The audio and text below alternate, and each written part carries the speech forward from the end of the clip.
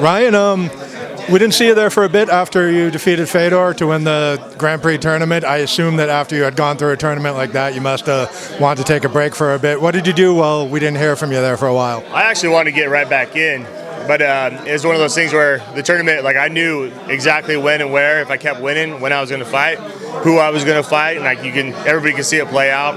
And so I was trying to fight in June also. I was trying to get on the June New York card, and then finally I was chomping at the bit, but finally got to fight in September. So, you know, I've been training. I'm always training. That's why I've gotten to this point where I have a couple belts. You know, I'm in there every day working hard, but a lot of family time, working on some other business stuff, and you know, enjoying the time that you don't have a name, a fight. You know, because during that year when we had the tournament, it didn't matter. There wasn't 1 week when you're like, okay, I don't know a date, right? I always knew a date, so it was always in my mind. And for me, I have a personality where if I know that, it's going to be there, you know, it's going to be take away from something else, whether it's family or whatever. So just enjoy time. I mean, were you like pressing hard for a fight and Scott was just like, hey, cool your jets for a bit, or how did that play out? We were kind of pressing hard for the June fight, but the way it worked out as far as being on DAZN and whatnot, and you know, they wanted to save me for another card, which was fine. You know, we're here now, but I was just being antsy, and so you know, for us, we didn't know if we were going 205 or heavyweight. They wanted the heavyweight belt to be defended, so here we are. How did it play out in terms of deciding whether to defend the heavyweight belt first or the light heavyweight belt? We really left it up to them.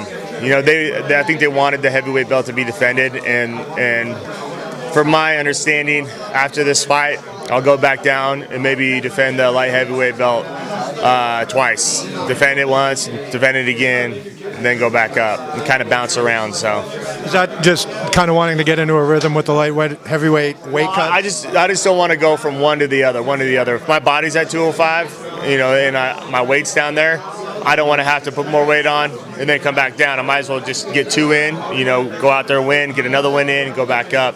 When this whole thing started, that, you know, we got asked to come to the heavyweight tournament, and my concern was, all right, what's going to happen to our light heavyweight belt? They said, don't worry about it. You come up to the tournament, you say you win it, you know, we're going to keep that for you.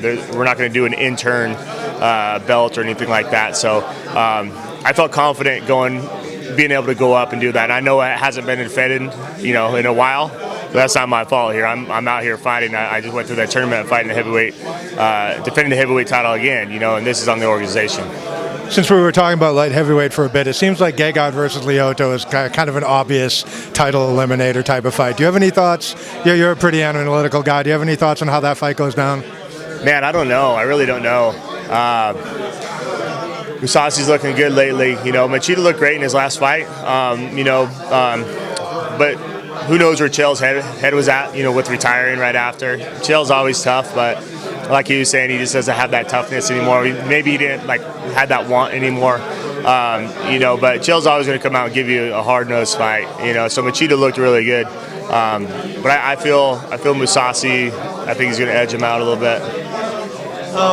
So to talk about your fight, I feel like people maybe a while back wrote Czech off, and he's responded with a pretty solid string of victories.